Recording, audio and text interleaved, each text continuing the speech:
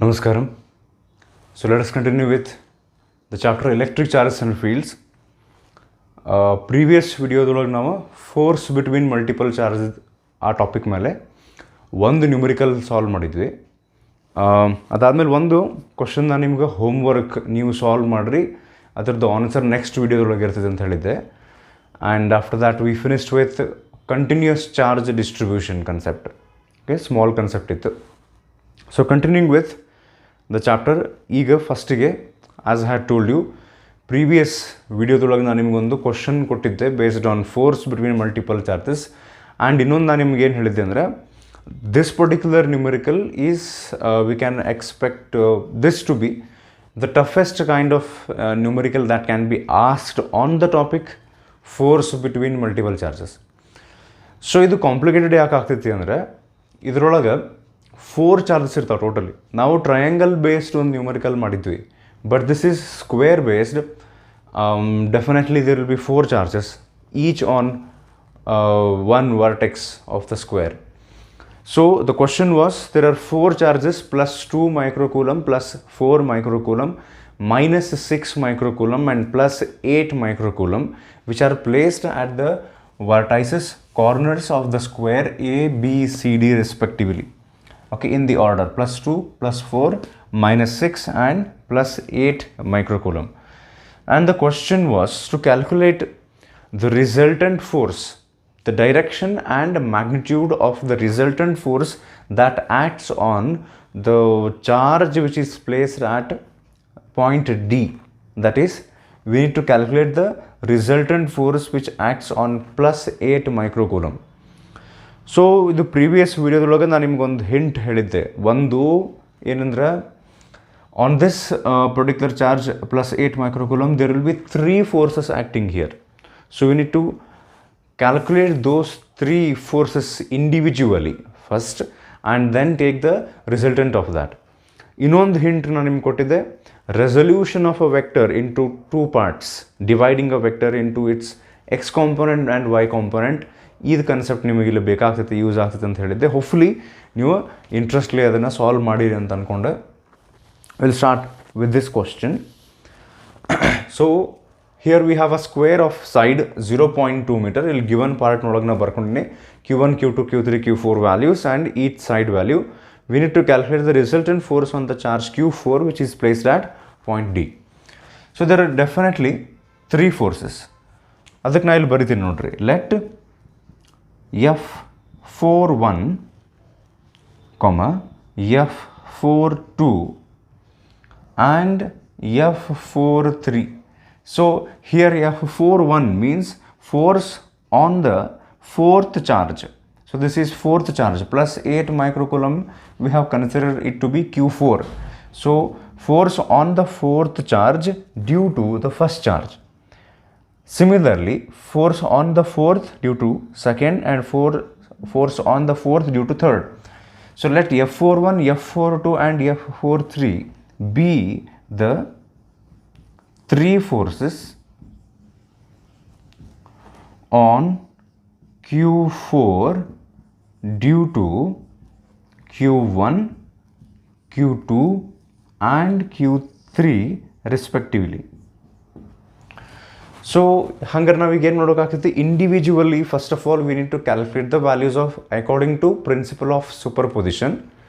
Okay, multiple charges ಇದ್ದಾಗ, multiple forces ಇದ್ದಾಗ individual ಫೋರ್ಸಸ್ಸನ್ನು ಫಸ್ಟಿಗೆ ಕ್ಯಾಲ್ಕುಲೇಟ್ ಮಾಡ್ಕೋಬೇಕು, ದೆನ್ ರಿಸಲ್ಟೆಂಟ್ ತೊಗೋಬೇಕು. ಸೊ ಇಂಡಿವಿಜುವಲ್ ಫಸ್ಟಿಗೆ ನಾವು ಕ್ಯಾಲ್ಕುಲೇಟ್ ಮಾಡ್ಕೊಳ್ಳೋಣ. ಸೊ ದೇರ್ ಫೋರ್ ಒಂದು ಸರ್ತಿ ನಾವು ಫಾರ್ಮ್ಯುಲಾ ಬರೆಯೋದಾದರೆ F is equals to 1/4πε0 Q1 Q2 divided by R square is the common formula. So particularly for F41 ನಾನು ಬರೆದ್ರೆ, ಸೊ ಇದನ್ನು ಬೇಕಾದ್ರೆ ನಾವು ಇಲ್ಲೇ ಸ್ವಲ್ಪ ಜಾಗ ಕಡಿಮೆ ಆಗ್ತೈತಿ ಈಗ, ಅದರ ಸಲುವಾಗಿ so F41 is equal to 1/4πε0 Q1 Q4 divided by the distance between the first charge and the last charge, the 4th charge. This is R14. Okay, distance between the first and the 4th. So R14 square into R14 cap ಅಂತ ಬರೆಯೋ ಅವಶ್ಯಕತೆ ಇಲ್ಲ. ಈಗ ನಾವು just ಫಸ್ಟಿಗೆ magnitude calculate ಮಾಡ್ತಿರ್ತೀವಿ. So this is equals to 9 × 10⁹ multiplied by Q1 value is 2, Q4 is 8 into micro ಇದಕ್ಕೆ 10⁻⁻6, ಇದೊಂದು 10⁻⁻6, ಇದೊಂದು 10⁻⁻6, that becomes 10⁻⁻12 divided by the distance R14 here is equal to the length of each side of the square, which is 0.2 meter, which can be written as 2 × 10⁻⁻1. ಅದನ್ನು square ಮಾಡಿ directly ಬರೀತೀನಿ ನಾನು 4 × 10⁻². So ಇದು magnitude part ಆತ. Direction ಹಂಗೆ ಒಂದು ನೋಡ್ಕೊಳ್ಳೋಣ ನಾವಿಲ್ಲಿ. As these two charges are, as both of them are positively charged, definitely ಈ ಫಸ್ಟ್ ಚಾರ್ಜ್ Q1 ಈ Q4 ಏನು ಮಾಡ್ತಿರ್ತದೆ, it will repel the charge in this direction. Okay, in this direction this is the force of repulsion. This is F41, force on the fourth charge due to the first charge. So this is direction of F41 and this is magnitude. So magnitude part nolage now, so 4 1s are 4 2s are and ಮಾಡ್ಕೊಂಡ್ರೆ 2 2s are 4, 4 9s are 36 ಆಗ್ತದೆ. Then 10⁻² ಮೇಲೆ ಬಂದರೆ 10⁻+2 ಆಗಿ this becomes 10⁻10. 10⁻10 and 10⁻+9 is 10⁻1. 36 ಬಂದಿತ್ತು into 10⁻1 is 3.6 Newton. 3.6 Newton along ಯಾವ direction ಒಳಗೆ ಐತೆ ನೋಡ್ರಿ. it starts from point A, it is along the direction AD like this from A to D. So ಅದಕ್ಕೆ ನಾವು ಬರೀತೀನಿ 3.6 Newton along AD. So this is first individual force that we have calculated. Okay, that is F41. Similarly, F42 is 1/4πε0 Q2 Q4 divided by R24 square. R24 andre it is distance between the second charge and the fourth charge. Okay, that is equals to 9 × 10⁻⁹ multiplied by Q2 value is 4 into Q4 is 8 × 10⁻12 whole divided by distance 0.2 meter ಅಂತ ಅನ್ನಕ್ಕೆ ಬರಂಗಿಲ್ಲ, because this is the diagonal of the square which is not 0.2 meter. So ಇದನ್ನು ನಾವು Pythagoras theorem ಹಚ್ಚಿ calculate ಮಾಡ್ಬೋದು, ಅಥವಾ ಒಂದು shortcut ನಿಮಗೆ ಗೊತ್ತಿದ್ರೆ, always the diagonal of a square is √2 times each side, the value of each side, √2 times the value of each side. So value of each side is here 0.2 meter. ಅದಕ್ಕೆ ನಾವು √2 multiply ಮಾಡ್ತೀವಿ. So √2 into 0.2 whole square. So 0.2 can be written as 2 × 10⁻⁻1. ಅದನ್ನು square ಮಾಡಿದರೆ 4 × 10⁻². ಹೌದಾ? ಇಲ್ಲೊಂದು square root ಉಳಿತು. Square ರೂಟದ್ದು square ಮಾಡಿದರೆ 2 ಅಷ್ಟೇ ಉಳಿತೈತಿ. ಸೊ ಅಲ್ಲೇನು 4 × 10⁻² ಅಂತ ಬಂದೈತಲ್ಲ, ಅದಕ್ಕೆ ಇಂಟು 2 ಮಾಡಿದರೆ ನಾನು ಇಲ್ಲೇ ಸ್ಪೇಸ್ ಇಲ್ಲ, ಅದಕ್ಕೆ ಅದನ್ನು ರಬ್ ಮಾಡಿ ಡೈರೆಕ್ಟ್ಲಿ ಆನ್ಸರ್ ಏನು ಬರ್ತದಲ್ಲ 8 × 10⁻². ಅದೆಲ್ಲ ಕ್ಯಾಲ್ಕುಲೇಷನ್ ಮಾಡಿದ್ಮೇಲೆ. ಸೊ ನೆಕ್ಸ್ಟ್ ಹಾಂ, ಸೊ 8 ಕ್ಯಾನ್ಸಲ್ ಆಯ್ತು. ಸೊ 10⁻² ಇದು ಮ್ಯಾಲೆ ಬಂದು ಆಗಲೇ ಇಲ್ಲಿ ನಾವು ಮಾಡಿದ್ರೆ ಅದೇ ರೀತಿ ಕ್ಯಾಲ್ಕುಲೇಷನ್ ಆಗ್ತೈತಿ.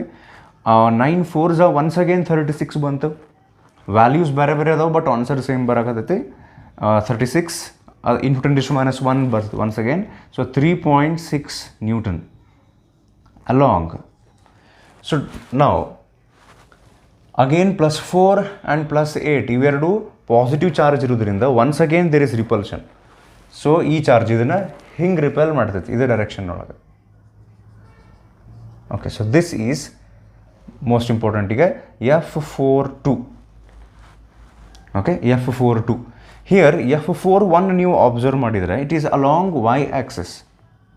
F4 2 is such a kind of force, such a kind of vector which is neither along x-axis nor along y-axis. So ಇದನ್ನು ಆಮೇಲೆ ನಾವು ಡೀಲ್ ಮಾಡೋಣ ಅಂತ. So direction of F4 2 is along, it starts from B2 towards D, BD 3.6 Newton along BD. So now two individual forces ಅನ್ನು calculate ಮಾಡ್ಕೊಂಡ್ವಿ. We are yet to calculate. ಓಕೆ, better ಇಲ್ಲಿ ನಾನು ಏನು ಮಾಡ್ತೀನಿ, F4 3ನ ಈ ಗಿವನ್ ಪಾರ್ಟನ್ನು ರಬ್ ಮಾಡಿ ಆ್ಯಂಡ್ ಟು ಕ್ಯಾಲ್ಕುಲೇಟ್ ಪಾರ್ಟ್ ಅಕಸ್ಮಾತ್ ನೀವು if you would like to write down something, ಇದನ್ನು ಬೇಕಾದ್ರೆ ವಿಡಿಯೋ ಪಾಸ್ ಮಾಡಿ ಇಷ್ಟು ಪೋರ್ಷನ್ ಇಲ್ಲಿಂದಲ್ಲೇ ಬರ್ಕೋರೀಗ. ಓಕೆ, ಇದನ್ನು ರಬ್ ಮಾಡಿ ದೆನ್ ಮತ್ತು ಅವಶ್ಯಕತೆ ಬಿದ್ದರೆ ಇದನ್ನು ರಬ್ ಮಾಡ್ಬೇಕಾಗ್ತೈತಿ. ವಿಲ್ ಸಿ, ಬಿಕಾಸ್ ನಮಗೆ diagram important. We cannot rub the diagram right ನಾವು, ಇದ್ರದ್ದು ಮುಂದೆ ನಮಗೆ ಬೇಕಾಗ್ತೈತಿ ಈಗ. So just a minute. So therefore F4 3 force on the fourth charge due to the third charge. So third charge here is -6 microcoulomb. Q3 is a negative charge. So now this negative charge will not repel +8, it will attract +8 in this direction. So this is the direction of F4 3 which is along DC. ಇದು direction ಅಂತ magnitude calculate ಮಾಡ್ಕೊಳ್ಳೋಣ. So this is equals to directly ನಾವು value ಬರಿತೀನಿ 9 × 10⁹. ನೀವು ಎಕ್ಸಾಮ್ನೊಳಗೆ ಇನ್ನೊಂದು ಸರ್ತಿ formula ಬರೋದು ಆಮೇಲೆ ವ್ಯಾಲ್ಯೂ ಹಾಕಿದ್ರೆ ಕರೆಕ್ಟ್. ಸೊ 9 × 10⁹ ಮಲ್ಟಿಪ್ಲೈಡ್ ಬೈ ಇದು ನಾನು ನಿಮ್ಗೆ ಹೇಳಿದ್ದೆ ಮ್ಯಾಗ್ನಿಟ್ಯೂಡ್ ಅಷ್ಟೇ ನಾವು ಕನ್ಸಿಡರ್ ಮಾಡ್ತೀವಿ, ನೆಗೆಟಿವ್ ಸೈನನ್ನು ಕನ್ಸಿಡರ್ ಮಾಡೋಂಗಿಲ್ಲ. 6 × 8 × 10⁻² divided by distance. Distance between the third and fourth charge is 0.2 meter, which is equal to each side of the square, length of each side of the square. So ಅದನ್ನು square ಮಾಡಿದರೆ 4 × 10⁻² ಬರ್ತೈತಿ. So next, so 4 1s are 4 2s are 6 2s are 12 12 9s are 108. ಈ 10⁻² ಮ್ಯಾಲೆ ಹೋಗಿ ಇದೆಲ್ಲ ನಾವು indices ನೋಡ್ಕೊಂಡ್ರಲ್ಲೇ into 10⁻1 ಅಂತ ಬಂದಿರುತ್ತೆ. So 108 × 10⁻1 gives us 10.8 Newton along ಯಾವ ಡೈರೆಕ್ಷನ್ ನೋಡ್ರಿ, it starts from D towards C because it is an attractive force along DC. So ಇಲ್ಲಿಗೆ ಈ ಕ್ವಶನ್ ಮುಗಿತನೂ ಇಲ್ಲ. ಆ್ಯಕ್ಚುಲಿ ಇಂಪಾರ್ಟೆಂಟ್ ಪಾರ್ಟ್ ಈಗ ಸ್ಟಾರ್ಟ್ ಆತ. ನಾವು ಇಂಡಿವಿಜುವಲ್ ಫೋರ್ಸಸ್ ಕ್ಯಾಲ್ಕುಲೇಟ್ ಮಾಡ್ಕೊಂಡ್ವಿ. F4 3 F4 1 F4 2 ಅವುಗಳ ಮ್ಯಾಗ್ನಿಟ್ಯೂಡ್ ಮತ್ತು ಡೈರೆಕ್ಷನ್ ಕ್ಯಾಲ್ಕುಲೇಟ್ ಮಾಡ್ಕೊಂಡ್ವಿ. ಈಗ most important thing is we need to calculate the resultant of these 3. So ಈಗ ರಿಸಲ್ಟೆಂಟ್ ಆಫ್ 3 ಹೆಂಗೆ ಮಾಡಬೇಕು ನಮಗೆ ಗೊತ್ತಿದ್ದು, we can use this formula. We have a formula, ಯಾವುದದು ಇಲ್ಲಿ ಬರಿತೀನಿ ನೋಡ್ರಿ. R is equals to √A² + B² + 2AB cos θ. So this formula is helpful in calculating resultant of forces. ಹೌದು, ಆದರೆ ರಿಸಲ್ಟೆಂಟ್ ಆಫ್ 2 ಫೋರ್ಸಸ್ ಅಷ್ಟೇ ಅದನ್ನು ನಾವು ಕ್ಯಾಲ್ಕುಲೇಟ್ ಮಾಡ್ಬೋದು, ಮಲ್ಟಿಪಲ್ ಬರೋಂಗಿಲ್ಲ. ಹೌದಾ? ಸೊ ಅದಕ್ಕೆ ಇದನ್ನಂತೂ ನಾವು ಮಾಡೋಕ್ಕೆ ಬರೋಂಗಿಲ್ಲ. ಅದಕ್ಕೆ ನಾವು ಏನು ಪ್ಲ್ಯಾನ್ ಮಾಡ್ಬೇಕಂದ್ರೆ, if you have to use this formula, ನಮ್ಮ ಕಡೆ ಇರುವಂಥ ರಿಸಲ್ಟೆಂಟ್ ಫೋರ್ಸ್ ಫಾರ್ಮುಲಾ ಇದು ಒಂದೇ ಅಂತಂದಾಗ we will have to reduce these 3 forces into 2. 3 forces ಅದಾವಲ್ಲ ಅವನ್ನ 2 ಮಾಡ್ಕೋಬೇಕು. 2 ಮಾಡ್ಕೋಬೇಕಂದ್ರೆ ಹೆಂಗೆ ಮಾಡ್ಬೋದನ್ನ, ಇದನ್ನು ಬಿಟ್ಬಿಡೋಣನ್ರಿ, F4 2 ಬಿಟ್ಬಿಡೋಣ ಸರ್, ಅಂದರೆ 2 ಆಗ್ಬಿಡ್ತಾವೆ. ಮುಂದೆ ಆ ಫಾರ್ಮುಲಾ ಹಚ್ಬಿಡೋಣ. ಹಂಗೆ ಮಾಡೋಕ್ಕೆ ಬರೋಂಗಿಲ್ಲ. So we cannot just neglect one of the 3 forces. ಅದಕ್ಕೆ ನಾವಿಲ್ಲಿ ಏನು ಮಾಡ್ತೀವಿ ಅಂದರೆ, ನಾನು ನಿಮ್ಮ ಕ್ಲಾಸ್ನೊಳಗೆ ಹೇಳಿದ್ದೆ ನಮ್ಮ ಸ್ಟೂಡೆಂಟ್ಸಿಗೆ, ಇದಕ್ಕೊಂದು ಹೆಸರು ಕೊಡ್ತಿದ್ವಿ ನಾವು, ಏನಂತ, if a force is not along it's neither along X axis nor along Y axis ಅಂದ್ಕೊಳ್ಳೋದಕ್ಕೆ ಅಡ್ನಾಡಿ ಫೋರ್ಸ್ ಅಂತ ಕರಿತಿದ್ವಿ. ಅದು ಮತ್ತು English, it's not an English term. ಅಡ್ನಾಡಿ ಅನ್ನೋದು ಮತ್ತು ಇಂಗ್ಲೀಷ್ ಟರ್ಮ್ ಅಲ್ಲ, ನಾವು ಕನ್ನಡದೊಳಗೆ ಯೂಸ್ ಮಾಡೋದು. ಸೊ ಈಗ ಅಂದರೆ ಅಡ್ನಾಡಿ ಅಂದ್ರೆ ಈ ಕಡೆನೂ ಅಲ್ಲ ಆ ಕಡೆನೂ ಅಲ್ಲ. ಸೊ ಹಂಗೆ F4 2 is that kind of a force which is neither along x-axis nor along y-axis. So ಈ ಕೈಂಡ್ ಆಫ್ ಫೋರ್ಸಸ್ ಯಾವ ಇರ್ತಾವಲ್ಲ ಅವುಗಳನ್ನು ರಿಸಾಲ್ವ್ ಮಾಡಿ ಸ್ಪ್ಲಿಟ್ ಇಂಟು 2 ಪಾರ್ಟ್ಸ್ ಮಾಡಿ, one along X axis another along Y axis ನಾವು divide ಮಾಡ್ಬೇಕು. So ಅದಕ್ಕೀಗ F4 ನಾವು ಸ್ಪ್ಲಿಟ್ ಮಾಡೋಣ. ಸೊ ಸ್ಪ್ಲಿಟ್ ಮಾಡಿ X component and Y component ಬರೀಬೇಕಂದ್ರೆ first of all we need angle. So ಇದು ಸ್ಕ್ವೇರ್ನೊಳಗೆ all angles will be 90 degree definitely. So ಈ ಡಯಾಗನಲ್ ಬಂದಿಲ್ಲೇ ಆ 90 ಡಿಗ್ರಿನ ಎಕ್ಸಾಕ್ಟ್ಲಿ ಹಾಫ್ ಆಗಿ ಬೈಸೆಕ್ಟ್ ಮಾಡ್ತೈತೆ. ಸೊ ಡೆಫಿನೆಟ್ಲಿ ಇಲ್ಲೇ ಆ್ಯಂಗಲ್ ಬರುತ್ತೆ, ಅದನ್ನು ಬೈಸೆಕ್ಟ್ ಮಾಡಿದ ಮೇಲೆ 45 ಡಿಗ್ರಿ. ಸೊ ಅದರದ್ದು ವರ್ಟಿಕಲಿ ಅಪೋಸಿಟ್ ಆ್ಯಂಗಲ್ ಇಲ್ಲಿ ನಮಗೆ ಸಿಗ್ತೈತಿ 45 ಡಿಗ್ರಿ. ಹೌದಾ? ಸೊ ಈಗ ಈ F4 ಒಂದು ಕಾಂಪೊನೆಂಟ್ ಅಲಾಂಗ್ ಎಕ್ಸ್ ಆ್ಯಕ್ಸಿಸ್, ಇನ್ನೊಂದು component along Y axis. So along Y axis F4 component ಯಾವ್ದು ಬರ್ತೈತಿ ಅಂದರೆ F4 cos 45. ನಾನು ನಿಮ್ಗೆ ಹೇಳಿದ್ದೆ ಯಾವ ಕಡೆ ಆ್ಯಂಗಲ್ ಇರ್ತೈತಿ ಆ ಕಡೆ ನಾವು ಕಾಸ್ ಹಚ್ಬೇಕು. ಆ್ಯಕ್ಚುಲಿ ಈ ಕೇಸ್ನೊಳಗೆ 45 ಇರೋದ್ರಿಂದ cos 45 and sin 45 is same 1/√2 ನಡೀತದೆ. ಬಿಕಾಸ್ ಈ ಕಡೆ 45 degree actually vertically opposite angle ಇಲ್ಲೇ, ಇದು 45 ಅಂದ್ರೆ ಇಲ್ಲಿ ಬರ್ಬೇಕದು, ಈ ಸೈಡ್ ತೊಗೋಬೇಕು. ನಾನು ಇಲ್ಲಿ ತೊಗೊಂಬಿಟ್ಟಿನಿ, ಇಟ್ಸ್ ಓಕೆ. ಹಿಂಗೆ ಹೇಳ್ಬೋದು ನನ್ನ, ಇದು 90 ಡಿಗ್ರಿ ಬೈಸೆಕ್ಟ್ ಆದಾಗ this angle will also be 45 degree. So vertically opposite angle 45. So ಇಲ್ಲಿ 45 ನೀವು ತೊಗೊಂಡು ಈ ಕಡೆ ಕಾಸ್ ಈ ಕಡೆ ಸೈನ್ ಹಚ್ಚಿದ್ರು ನಡೀತೈತಿ ಈ ಕೇಸ್ನೊಳಗೆ. So F2 sin 45 along X axis ಅಂತ ತೊಗೊಂಡು ನಾವು F4 cos 45 along Y axis, F4 sin 45 along X axis. So ಈಗ ನಾನೊಂದು ಏನು ಮಾಡ್ಬೋದು ಅಂದರೆ ಈ F4 ರಬ್ ಮಾಡಿಬಿಡ್ಬೋದು. ಅಂದರೆ ಎಕ್ಸಾಮ್ನೊಳಗೆ ನೀವು ರಬ್ ಮಾಡ್ಬೇಕಂತಿಲ್ಲ.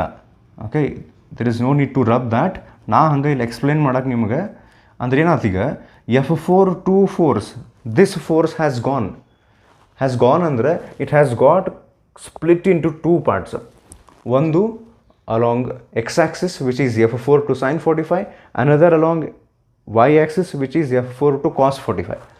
ಇಲ್ಲಿ ಸ್ವಲ್ಪ ನೀವು ಫೋಕಸ್ ಮಾಡಿದರೆ F4 cos 45 is in the same direction as F4 so ಇವು ಎರಡನ್ನು ನಾವು ಆ್ಯಡ್ ಮಾಡ್ತೀವಿ as they are in same direction. And F4 sin 45 and F4 these 2 forces are in opposite direction and along x-axis. As they are in opposite direction, depending on which is bigger, ಅದರೊಳಗೆ smaller ಇನ್ನು ನಾವು subtract ಮಾಡ್ತೀವಿ.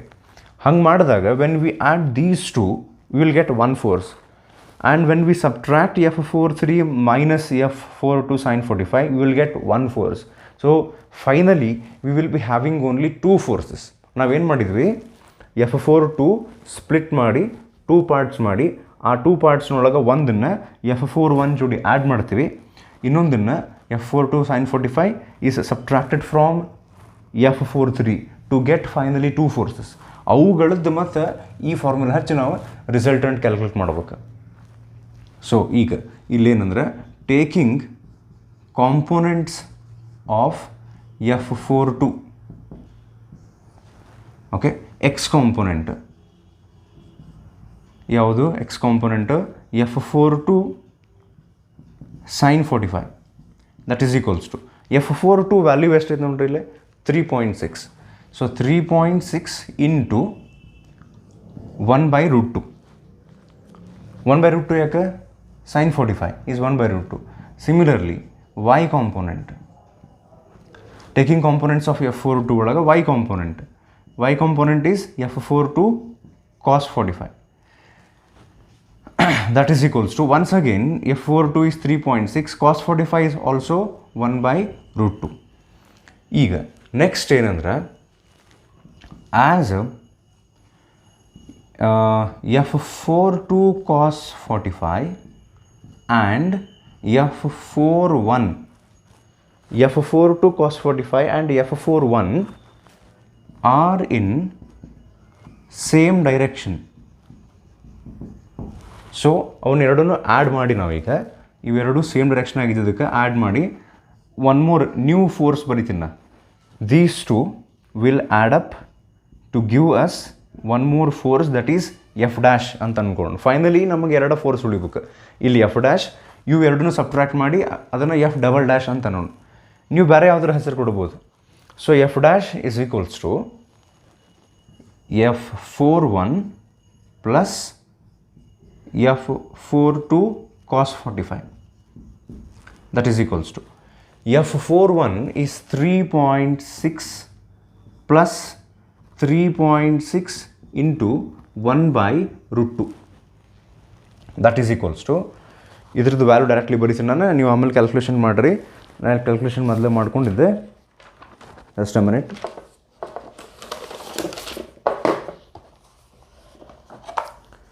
Okay, so ಇದು value ಬರ್ತೈತಿ 6.146 Newton. 6.146 Newton along 6.146 Newton along A D, ಈ direction ಒಳಗೈತೆ ನೋಡ್ರಿ, ಕೆಳಗಿದೆ. So already ನಿಮಗೆ ಅನಿಸಿರ್ಬೇಕು ಇದು ಲೆಂದಿ ಕೈಂಡ್ ಆಫ್ ಕ್ವಶನ್ ಅಂಥೇಳಿ, ಲಾಟ್ ಆಫ್ ಕ್ಯಾಲ್ಕುಲೇಷನ್ ಇನ್ವಾಲ್ವ್ಡ್ ಐತಿ. ಹಂಗಂಥೇಳಿ ಇಷ್ಟು ದೊಡ್ಡದೈತಲ್ಲ, ನಾನು ಇದನ್ನು ಪ್ರೀವಿಯಸ್ ವೀಡಿಯೋದೊಳಗೂ ಹೇಳಿದ್ದೆ. ಏನಂತ ದೊಡ್ಡದೈತೆ ಬಿಡಿ, ಇದನ್ನೇನು ಕೇಳ್ತಾರೆ ಎಕ್ಸಾಮ್ನಾಗ, ಡೆಫಿನೆಟ್ಲಿ ಕೇಳ್ತಾರೆ, ಅಂದರೆ ಗ್ಯಾರಂಟಿ ಕೇಳ್ತಾರೆ ಅಂತಲ್ಲ, ಬಟ್ ಇದು ಅಪಿಯರ್ಡ್ ಆಗೈತೆ ಥಿಯರಿ ಫೈನಲ್ ಎಕ್ಸಾಮಿನೇಷನ್ ಒಳಗೆ. ಪ್ರಿಪರೇಟರಿ ಅಷ್ಟೇ ಅಲ್ಲ, ಫೈನಲ್ ಎಕ್ಸಾಮ್ನೊಳಗೆ ಅಪಿಯರ್ಡ್ ಐತಿ ಈ ಕೈಂಡ್ ಆಫ್ ಕ್ವಶನ್ ಕೇಳಾರೆ. ಸೊ ಇದರದ ನೆಕ್ಸ್ಟ್ ಪೋರ್ಷನ್ ನಾನು ಇಲ್ಲಿ ರಬ್ ಮಾಡಾಕತ್ತೀನಿ. ಸೊ ಹೋಪ್ಫುಲಿ ನೀವು ಆಲ್ರೆಡಿ ಬರ್ಕೊಂಡಿರಿ ಅಥವಾ ವಿಡಿಯೋನ ಹಿಂದೆ ತೊಗೊಂಡು ಬೇಕಾದ್ರೆ ಬರ್ಕೋಬೋದು. ಓಕೆ, ಸೊ ನೆಕ್ಸ್ಟ್ ಈಗ ನಾವು ಎಫ್ ಡ್ಯಾಶ್ ಮಾಡ್ಕೊಂಡ್ವಲ್ಲ, ಒಂದು ಫೋರ್ಸ್, ಇನ್ನೊಂದು ಫೋರ್ಸ್ ರೆಡಿ ಮಾಡ್ಕೋಬೇಕು, which is F double dash. So just a minute. As F43 and F42 sin 45 are in opposite direction, F double dash is equals to F43 value 10.8 ಇತ್ತು, ಅದನ್ನು ಇಲ್ಲಿ ನೋಡ್ರಿ, F43 is 10.8. F42 sin 45 is 3.6 into 1 by root 2 will be definitely less than 10.8. So ಅದಕ್ಕೆ F43 is bigger. So F43 minus F42 sin 45 opposite direction ಒಳಗದಾವ ಈಗ. That is equals to 10.8 minus 3.6 into 1 by root 2. So ಇದು direct ನಾವು value ಹಚ್ತೀನಿ, 8.254 Newton along ಎಲ್ಲೆ. So ಇವೆರಡು ಸೇರಿ F dash ಆತ, ಇವೆರಡು ಸೇರಿ F double dash on right hand side ಬರ್ತೈತೆ, ಲೆಫ್ಟ್ ಸೈಡ್ ಬರ್ತೈತಿ. ಇದು ಡೆಫಿನೆಟ್ಲಿ ಈ ಸೈಡ್ ಬರ್ತೈತಿ, because F43 is bigger, okay, larger, has a bigger value as compared to F42 sin 45. So ಅದಕ್ಕೆ ಈ ಕಡೆ ಬರಬೇಕು ಈಗ ಯಾವುದು F double dash. So finally we are left out with only two forces, F dash which is along y axis and F double dash which is along x axis. ಈ F dash and F double dash ನೋಡು angle ಎಷ್ಟು ಬಂತು, 90 degree. ಇಲ್ಲಿ angle ಯಾಕೆ ಬೇಕು, ಈಗ F dash ಮತ್ತು F double dash ಎರಡು ಫೋರ್ಸ್ ಉಳಿದಲ್ಲ, ಅದನ್ನು ತೊಗೊಂಡೋಗಿ ಇಲ್ಲಿ ಹಚ್ತೀವಿ ನಾವು, root of F dash square plus F double dash square ಅಂಥೇಳಿ. ಇಲ್ಲಿ ಥೀಟಾ ಬೇಕಲ್ಲ, ಆ್ಯಂಗಲ್ ಬಿಟ್ವೀನ್ ದಮ್ ಬೇಕಲ್ಲ, ದಟ್ ಈಸ್ 90 ಡಿಗ್ರಿ. 90 ಡಿಗ್ರಿ ಅಂತ ಏನು guarantee, because F dash is along x axis, F double dash is along x axis, definitely ಇದು y, sorry ಇದು y axis, ಇದು x axis, ಎರಡು ನೋಡು ಡೆಫಿನೆಟ್ಲಿ ಆ್ಯಂಗಲ್ 90 ಡಿಗ್ರಿ ಇರ್ತೈತಿ. So F double dash is along DC. So therefore resultant force ಬೇಕು ಅಂದರೆ root of F dash square plus F double dash square plus ಈಗ ಇಲ್ಲಿ 2AB cos theta ಅಂತ ಏನೈತಲ್ಲ, ಅದು 2 into F dash into F double dash into cos theta ಆಗ್ತೈತಿ. But theta is 90 degree ಅಲ್ಲ, ಕಾಸ್ 90 is 0 ನಮಗೆ ಗೊತ್ತು. ಸೊ ಅದಕ್ಕೆ ಆ ಟರ್ಮ್ ನಾವು ಬಿಟ್ಬಿಡ್ತೀವಿ. That is equals to root of F dash value is 6.146 whole square plus 8.254 whole square. So ಇದನ್ನು ನೀವು ಎರಡು ಸ್ಕ್ವೇರ್ ಮಾಡಿ ಆ್ಯಡ್ ಮಾಡಿ ಸ್ಕ್ವೇರ್ ರೂಟ್ ತೆಗೆದ್ರೆ the answer you should get it as 10.29 newton. Okay, 10.29 newton. So this actually is the magnitude of the answer. ಹೌದಾ? ಈಗ ನೋಡ್ರಿ F dash ಹಿಂಗೆ ಬಂತು, ಎಫ್ ಡಬಲ್ ಡ್ಯಾಶ್ ಹಿಂಗೆ ಬಂತಂದ್ರೆ somewhere in between here we will get the resultant force. So ಈಗ resultant force F R ಬಂತಲ್ಲ, 90 degree ಏನಿತ್ತು ರೀ, ಇವು ಎರಡು ನಡುವೆ ಆ್ಯಂಗಲ್ ಇರ್ತದೆ, F dash and F double dash. ನಾವು ಈ ಎಫ್ ಆರ್ ಏನು ಬಂತಲ್ಲ, ಇದ್ರ ವ್ಯಾಲ್ಯೂ ಎಷ್ಟು ಬಂತು, ಮ್ಯಾಗ್ನಿಟ್ಯೂಡ್ 10.29. ಇದ್ರದ್ದು ನಮ್ಗೆ ಡೈರೆಕ್ಷನ್ ಹೇಳಬೇಕಲ್ಲ, ಸೊ ಅದಕ್ಕೆ ನಾವಿಲ್ಲಿ ಆ್ಯಂಗಲ್ ತೊಗೋಬೇಕಾಗ್ತದೆ. Okay, let alpha be the angle between F R and F dash ಅಂತ ನೀವು ತೊಗೊಂಡ್ರೆ, ನಾನು ನಿಮ್ಗೆ ಹೇಳೀನಿ ಪ್ರೀವಿಯಸ್ ವೀಡಿಯೋದೊಳಗೆ, ಅವಾಗ ಎಫ್ ಡಬಲ್ ಡ್ಯಾಶಿಗೆ ಸಿಟ್ಟು ಬರುತ್ತೆ, ಅದಕ್ಕೆ ನಾವು it will get angry. So F double dash ಇದನ್ನು ಟ್ವೈಸ್ ಬರಿತೀವಿ. ಅದೊಂದು ಫಾರ್ಮುಲಾ ಐತೆ ನೋಡ್ರಿ, alpha is equals to tan inverse of B sine theta divided by A plus B cos theta. When you take the angle alpha between the resultant force and A ಇದ್ದಾಗ ಬಿನ ನಾವು 2 ಸಾರ್ತಿ ಬರಿತೀವಿ. ಈಗ ನಾವು ಅಲ್ಫಾನ between resultant force and F dash ಅಂತ ತೊಗೊಂಡ್ರೆ ಎಫ್ ಡಬಲ್ ಡ್ಯಾಶನ್ನ ಟ್ವೈಸ್ ಬರೀಬೇಕು. ಸೊ ಒನ್ಸ್ ಅಗೇನ್ ಈ ಪೋರ್ಷನ್ನ ರಬ್ ಮಾಡ್ಬೇಕಾಗ್ತೈತಿ. ಇದನ್ನೇನಾರು ಬರ್ಕೊಳ್ಳೋದಿತ್ತು, ಇನ್ನೊಂದು ನೋಡ್ಕೊಳ್ಳೋದಿತ್ತು ಅಂದರೆ ಯು ಕ್ಯಾನ್ ಡೂ ದ್ಯಾಟ್, ಅಥವಾ ಎನಿ ಟೈಮ್ ವಿಡಿಯೋ ಸ್ವಲ್ಪ ಹಿಂದೆ ತೊಗೊಂಡು ಮಾಡ್ಬೋದು. ಸೊ ಈಗ ನಾವು ಅಲ್ಫಾ ಒಂದು ಕ್ಯಾಲ್ಕುಲೇಟ್ ಮಾಡಿದರೆ ನಮ್ಮದು ಕೆಲಸ ಮುಗೀತು, ಈ ಕ್ವಶನ್ ಸಾಲ್ವ್ ಮಾಡಿತ್ತು. ಸೊ ಇನ್ನೊಂದು ಸರ್ತಿ ಹೇಳಾಕತ್ತೀನಿ, ಇದು ಮೋಸ್ಟ್ ಇಂಪಾರ್ಟೆಂಟ್. ಈ ಟೈಪ್ ಆಫ್ ಕ್ವಶನ್ ಅಪಿಯರ್ ಆಗೈತಿ. ಇದೇ ಟೈಪಾಗಿ ಕೇಳ್ತಾರ ಪ್ರತಿ ಸರ್ತಿ ಅಂತೇನಿಲ್ಲ. Okay, let alpha be the angle between the resultant force F R and F dash. ಹೌದಾ? So therefore alpha is equals to tan inverse of F double dash sine theta ಅಂತ ಬರಿಬೇಕದಲ್ರಿ ಈಗ ನಾವು ಮುಂದೆ. ಬಟ್ ಥೀಟಾ ಇಲ್ಲೇ F dash ಮತ್ತು F double dash ನೋಡಿ total angle. ಈ ಥೀಟಾ ಅಂದರೆ ಟೋಟಲ್ ಆ್ಯಂಗಲ್. ಅಲ್ಫಾ ನಾವು ಕ್ಯಾಲ್ಕುಲೇಟ್ ಮಾಡಾಕತ್ತೀವಿ, theta is total angle is 90. Sine 90 1 ಆಗಿಬಿಡ್ತೈತಿ.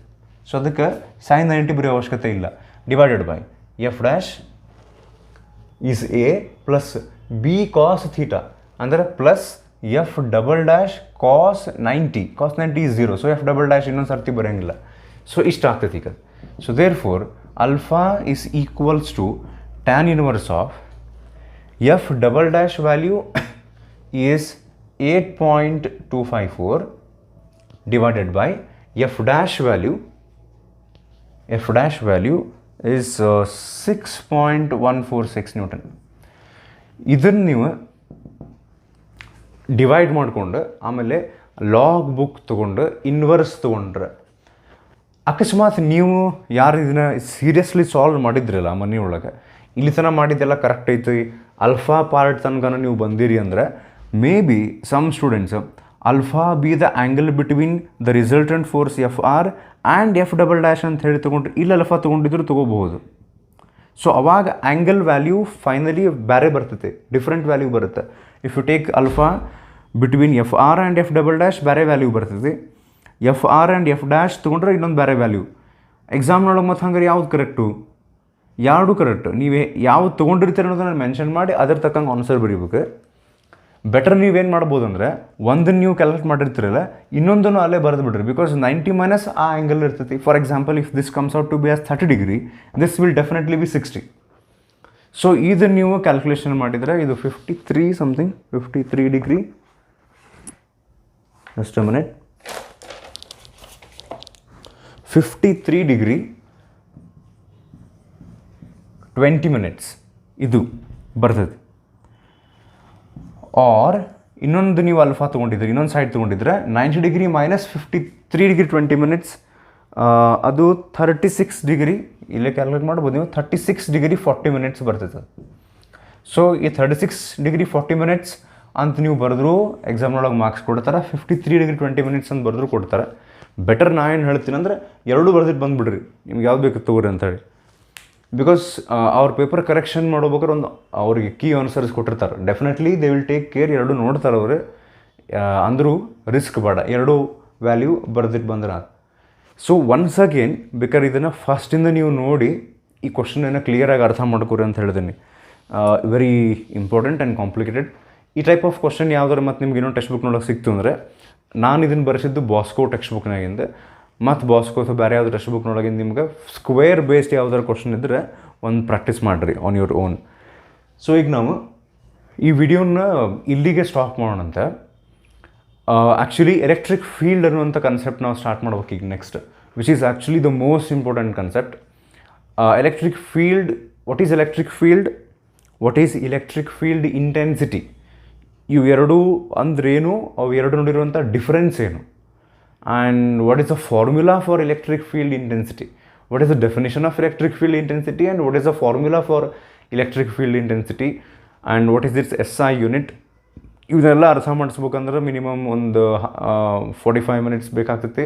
Already ಈಗ ಹಾಫ್ ಆನ್ ಅವರ್ ದಾಟಿದೆ ಈಗ ಈ ವಿಡಿಯೋ. ಸೊ 45-50 ಮಿನಿಟ್ಸ್ ಎಕ್ಸ್ಟ್ರಾ ಈ ವಿಡಿಯೋದೊಳಗೆ ಬೇಡ. ಸೊ ನೆಕ್ಸ್ಟ್ ವಿಡಿಯೋದೊಳಗೆ ನಾವು will start with what is electric field intensity, the formula for electric field intensity and it's SI unit. ಅದೆಲ್ಲ concept ಸೇರಿ ಒಂದು ಸ್ವಲ್ಪ ಟೆಕ್ಸ್ಟ್ ಬುಕ್ನೊಳಗೆ ಅದು ಸ್ವಲ್ಪ ಅಂತ ಅನಿಸಿದ್ರು, ಅದು ಅಂಡರ್ಸ್ಟ್ಯಾಂಡ್ ಮಾಡ್ಕೊಳ್ಳೋಕೆ it will take lot of time. Because ಎಷ್ಟು ಕ್ಲಿಯರಾಗಿ ನಾವು ಅಂಡರ್ಸ್ಟ್ಯಾಂಡ್ ಮಾಡ್ಕೊತೀವಿ ಅನ್ನೋದ್ರ ಮೇಲೆ we will be able to solve the numericals on electric field.